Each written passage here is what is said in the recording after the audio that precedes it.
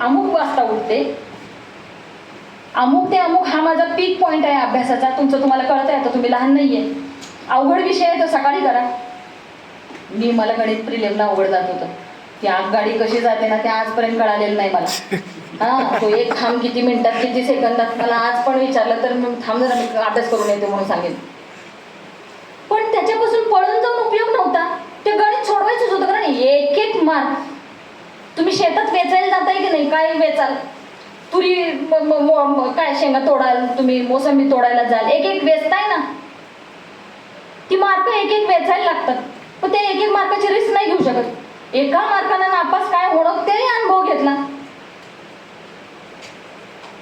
त्यामुळे हे वेचायचं आहे तर मला ते आगगाडीचं गणित सोडवायला लागेल, त्याच्यापासून पळून जाऊ. मग मी 150 मार्काचा पेपर आहे, इतका जीव तोडून अभ्यास करून जाते आणि 150 पैकी 150 घेते आणि 50 मार्काचं गणित किती पण पडू देत, मेरिटला बसते मी. होत नाही. गणिताला ऑप्शन नाही, तर मग सकाळी अर्ली मॉर्निंग गणितासाठी वेळ दिला. का तर मला असं माहिती होतं माझं की सकाळी उठले की 3 तास मला अशा अभ्यासाला चांगलं वाचायला डोक्यात राहतं, वाचलं की चांगला अभ्यास होतो. तसं तुम्ही ठरवा. संध्याकाळची वेळ असेल, दुपारची वेळ असेल, सकाळची वेळ असेल, तुमचं टाइम टेबल करा. असं नाहीये मी तुम्हाला सांगू का, मी फार हुशार नाहीये. मला मॅडमचं अजून काय माहित नाही, आमची दोघींची 2च दिवसाची ओळख आहे. मी फार हुशार नाहीये, पण मी जिद्दी आहे. माझ्याकडे चिकाटी आहे आणि माझ्याकडे सातत्य आहे. आज पण त्या गोष्टी आहेत, मी सोडत नाही कोणाला. मागं लागले ना तर लागते. मी सुदैवाने शिक्षक नाही तर पोर.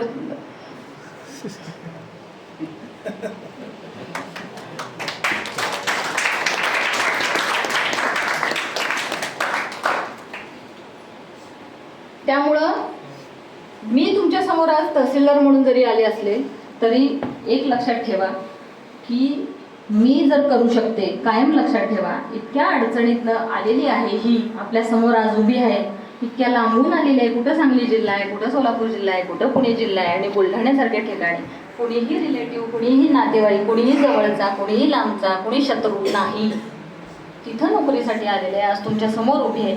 तर हे सगळं का शक्य आहे? हे सगळं 3च शब्द आहेत ते. तुमच्या पण तिथं अभ्यासाच्या वहीमध्ये जिथं झोपताय तिथं समोर लिहून ठेवा 3 शब्द. आणि मग प्रत्येक वेळेला ते 3 शब्द वाचले ना की विचार करा, काय जिद्दीनं करायचं आहे मला आज कॉलेजला जावंसं नाही वाटत. आईनं काम सांगितलं, काय जिद्दीनं जायचं आहे तुम्हाला, मी रेग्युलर येणार आहे, का यायचं आहे तुम्हाला इथं. आणि ती सातत्य तुमच्याकडे असायला पाहिजे. ते का तुम्ही तुमचं ॲनालिसिस करा, तर तुम्हाला कुणीही या परीक्षेतल्या यशापासून थांबवू शकणार नाही. सत्काराला सरांनी मला बोलवावं.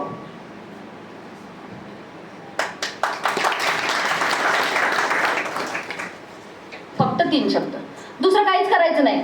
या परीक्षेची तयारी काही वेगळं, इंग्रजीतलं भारंभार इतकं वाचायला लागतं मॅडम, असं काही आहे का तसं काही? असं काहीच नाहीये. मग काय वाचायचंय? तुमची बेसिक पहिलीपासूनची इतिहास भूगोलाची जी पुस्तकं आहेत ती वाचा, त्याचं पारायण करा. मी काय म्हटलं? त्याचं पारायण करा. एक आणि एक वाक्य असं वाचायचंय.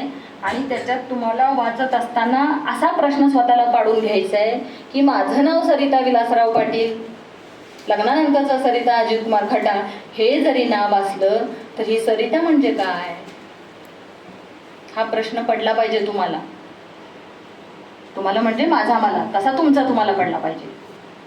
तर प्रत्येक इतिहासाची, भूगोलाची, अर्थशास्त्राची जी काही तुम्ही आज शिक्षण घेताय त्याचीच फक्त परीक्षा असते. कोणताही नवीन सिलेबस तुम्हाला MPSC इंट्रोड्यूस करत नाही. प्रिलिमला हाच सर्वांगीण अभ्यास असतो, फक्त बारीक वाचायला लागतं.